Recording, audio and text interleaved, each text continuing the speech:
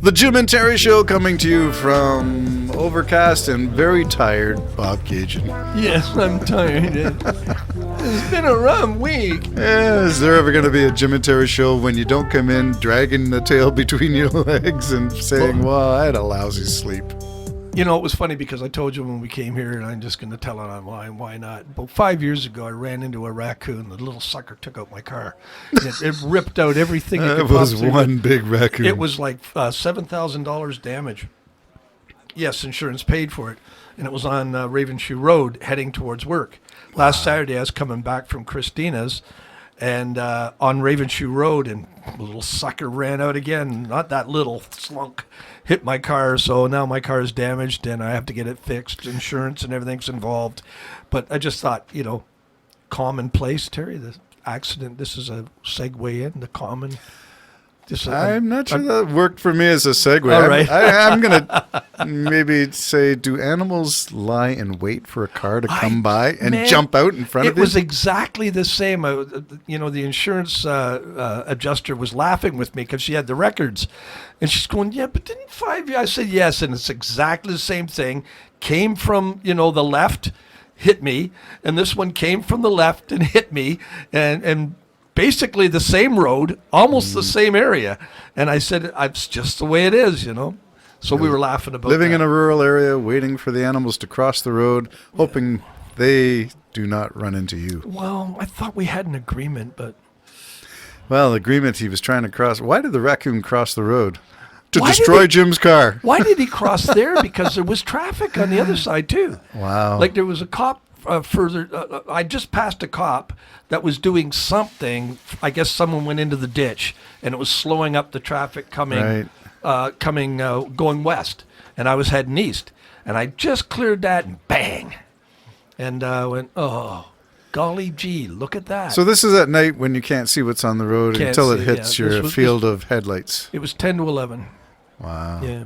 So how do we get into this? Because two events happened 5 years apart, almost identical. On the same road, almost the exact circumstances. So the segue was supposed to be common. There was something.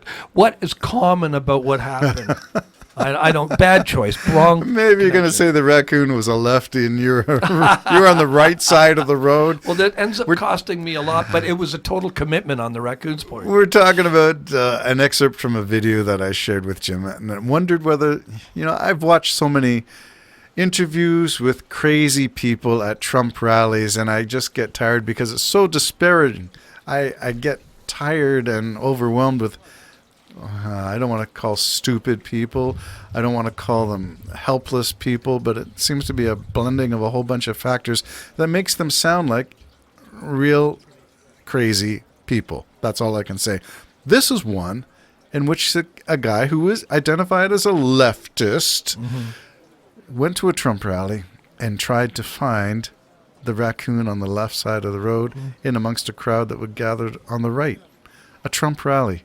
And he got a microphone out and he just asked them some basic questions. Yeah, and the questions weren't to trick them into anything. No. It was just the common ground. It wasn't baiting them. Yeah, this is the problem. How do you see the problem? Well, this is how I see it. And it was funny because the answers, if you wanted to look at it in a certain way, would be something you would have expected at a Democratic rally. There were very thoughtful answers. Yeah. That they all gave. So it's a misnomer. It misrepresents the people who did vote for Trump once or twice and may still vote again in 2024 to say that they're all, the rednecks. And, yes, because these interviews, and I don't know whether he pre-selected. I've got no background on this video at all, except that it all made sense. Well, it was nice of him, even if he did, for a change, someone saying, I'm going to find the people that are going to have an intelligent answer, because we've all heard the ones that they've interviewed, and they sound stupid. They're just repeating what they've heard somebody else say. Yeah. They have no data on anything, and it brings me back to when we had the trucker incident in Ottawa, or the rally, whichever side you're on, whatever you want to do it. I remember watching a CTV reporter go down the road and allowing anybody to talk to him. Mm-hmm. And some people that were really pro-trucker said, oh, no, they just picked the idiots. No, he let anybody who wanted to talk to him. And he stopped and talked with them. And a lot of them just were really off-the-wall people just going for have a good time. They weren't changing the world. They just were there to disrupt.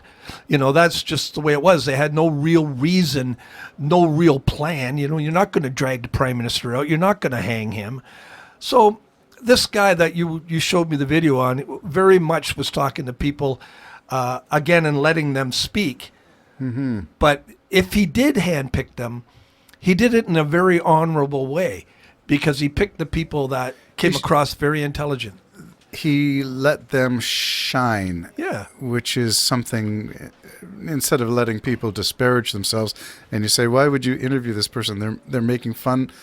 They don't show that person on their best light. But some of these people, that's what I said about the truckers too. I saw some interviews in which these people were gathered around a campfire, but they're the trucker supporters. And it actually sounded like a little community that made sense. They hang together, they chinwag together, they watch out for each other. And I thought, well, that's a kind of a positive thing. And then you hear the other stuff that comes out of the same mouth a moment later. That's crazy talk. And I wonder, how does this happen? But this video, which is called A More Perfect Union on YouTube, and I'll leave a link in the description for this episode, it gives me hope.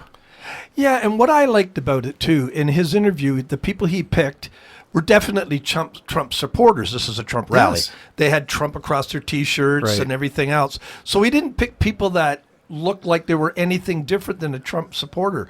But what jumped out at me was not one of the people he interviewed was like, I'm just telling you how it is.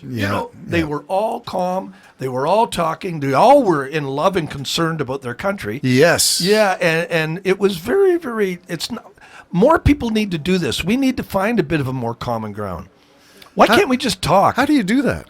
I don't know. Like this fellow made it his intention. Now, I'm going to throw out some stereotypes and say he broke down some barriers right away by his Sholo haircut. Yeah. Short on the top, short on the sides, and long, stringly hair at the back. So he looked the part of a working class. Yeah. But he was very well spoken, as were all of these people. Yeah. None of them were the crazy Trump glasses or crazy Yeah. MAGA hats. But they did have the T-shirts. They did have a T-shirt, You but know. they weren't the ones dressed in the super Trump cape. Yeah. Although one guy did begin by saying, I'm here to support the 45th president. Yeah. He never lost. I heard you moan on that. Yeah, I thought, they're still there. But the focus on this one was on working class. And this was one of his points. Working class people are usually the breadbasket of the farmer community, the single sole proprietorship business, the kind that employs maybe family members and maybe one or two community members, low numbers of employment, small business operators. But they've got a view of what's right for America and what's right for them, and they're seeing prices rise and interest rates go up, and they're concerned about it, and they're thinking Trump has an answer. I was not sure, you didn't see the whole thing, but one of the questions was, and it would be one I'd ask, do you think someone who's a billionaire can really get down off of that high horse with his gold cufflinks and gold toilets and come down to your level and solve your problems? And I would probably say no, and I'll tell you why. When you get to the point of a billionaire, chances are you're a bit of a sociopath of some kind. You can't get there. Everybody just doesn't get there. Luckily, you have to make very hard decisions. And even my beloved Elon, first thing he did when he went to Twitter is fire like a whole pile of people. Thousands. And thousands of people just out the door. You're done. You're finished. And I think part of their philosophy is they'll find something else, and they will. I guess that's just, you got to shake it off. So anybody that's up in that category of $1 billion can't even fathom you having a problem buying a hamburger. They can't even fathom that. And that one guy that they interviewed, he said, I used to go shopping and it cost me $102. Now it costs me $200. That's real. And that's what we're finding everywhere. Like I'm turning down purchasing certain things in that I see in a grocery store. I just say, I'm not paying that right now for that. I'll probably give in later, but right now I'm not paying that amount of money for that, cauliflower or whatever it is that they want astronomical amount of money for. Well, we can get to farm prices and the price of goods in produce stores, and we can talk about Canada's inflation rates and prices in Canada. But my focus on this one was to share that there is something. We went to something called Common Ground, which was the name of a coffee shop we went to in Lindsay before COVID took them out of business. Yeah. So Common Ground, how do you find out with empathy, letting someone tell their story and hearing what they have to say? Yeah, I don't know. Well, this guy, He did it. He did it. He did it, and why can't we? But there is a cutting room floor too. He might have ran into a number of people that said, "Get out of here, you lefty." He might have had that. So you're a little bit skeptical that this video was not edited, and well, everything's edited.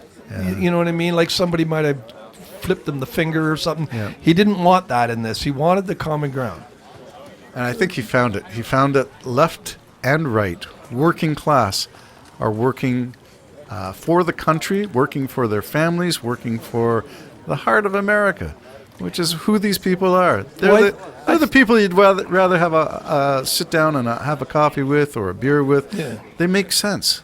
Yeah, and I don't know the solution other than to say, because I'm not a union man, as you know, other than to say to the big billionaires, make less profit and give a lot of it back to your workers. Maybe that is the way to go. I just don't think it's the way to. I don't like the idea of forcing that. And I don't know how you can say to someone who got to that status, well, we don't want you to have $300 billion. To anymore. celebrate this, let's conclude with this. UPS just settled. They had 100,000 workers on strike. Managed to settle it without being forced. It Nice. was an agreement. Nice. UPS, congratulations, UPS. I don't know what QP number, what union number you are, but that's the way to go. Settle your differences. Yeah. Bye-bye for now. Bye.